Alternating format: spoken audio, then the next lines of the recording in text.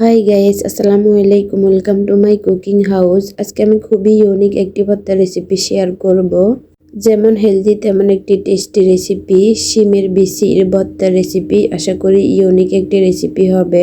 অবশ্যই full video দেখে তারপর লাইক কমেন্ট করে জানাবেন আমার এই রেসিপি আপনাদের কেমন লেগেছে।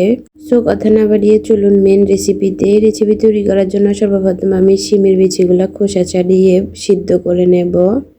এভাবে বয়েল করে তারপর এক পাশে রেখে দিয়েছি, আর এক পাশে আমি রসুন কুচি, পেঁয়াজ কুচি আর 5-6টা কাঁচামরিচ এভাবে টেলে নেব, ফ্রাই করে নেব তেলের মধ্যে। ফ্রাই করে রাখা পেঁয়াজ রসুন কাঁচামরিচগুলো হাত দিয়ে কুচলিয়ে নিতে হবে। তারপরে আগে থেকে বয়েল করা শিমের বিচিগুলা হাত দিয়ে কুচলিয়ে মিহি করে নিতে হবে। এভাবে ভালোভাবে হাত দিয়ে মিহি করে নিয়েছি। তার মধ্যে আমি স্বাদ মতো লবণ অ্যাড করে দেব। তারপর পরিমাণ মতো সরিষার তেল অ্যাড করে মিক্স করে নিলে রেডি হয়ে যাবে খুবই মজার এক শিমের বিচি ভর্তার রেসিপি। শিমের বিচিতে প্রচুর পরিমাণে ভিটামিন B6 এবং ফলিক অ্যাসিড রয়েছে। ফাইবার ও প্রোটিন যুক্ত একটি খাবার হচ্ছে শিমের বিচি। এই বিচিতে কোলেস্টেরলের মাত্রা একেবারে কম। এই বিচি খাওয়ার ফলে আমাদের শরীরের ওজন কমাতে সহায়তা করে।